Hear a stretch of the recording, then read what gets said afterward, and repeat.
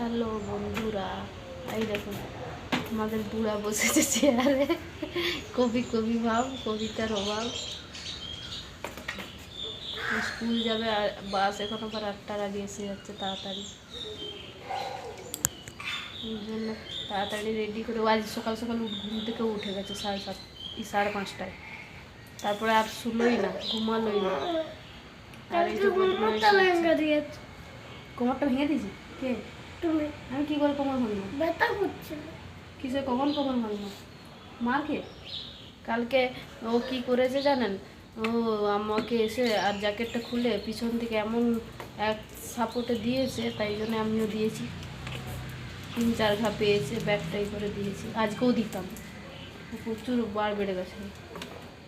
আমি কিন্তু বাপি মেয়ে মারবো, আমি বলে দিচ্ছি।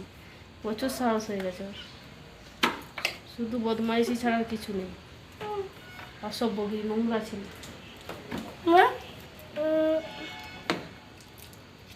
বদমাইশ বাচ্চা। দেখো লিটল ফিঙ্গার দেখাচ্ছে মা। দেখো লিটল ফিঙ্গার দেখাচ্ছে। লিটল ফিঙ্গার দেখি কি হবে?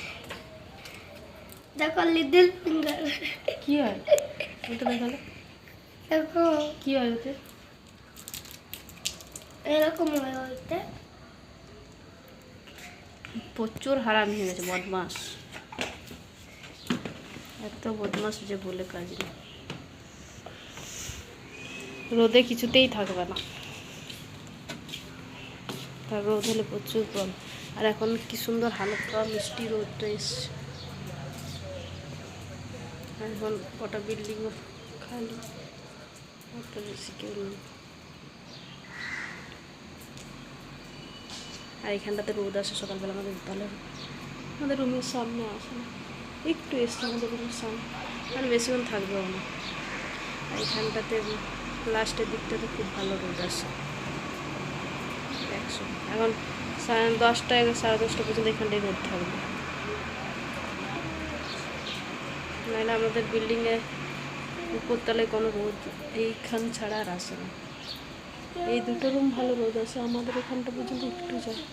আমাদের সেই ছাদে ছাড়া কোনো উপায় থাকে না। এখানটায় সকালে দাঁড়ালে গ্রীষ্মকালে ঠিক আছে, রোদ ভালো হলে রোদ আসে সকালে। ওকে বন্ধুরা, আজকে ভিডিওটা এখানে পর্যন্ত। ভালো লাগলে একটা লাইক করবেন, কমেন্ট করবেন, শেয়ার করবেন। আর আমার চ্যানেলটি সাবস্ক্রাইব করবেন। সুযোগ আরেকবার দেখে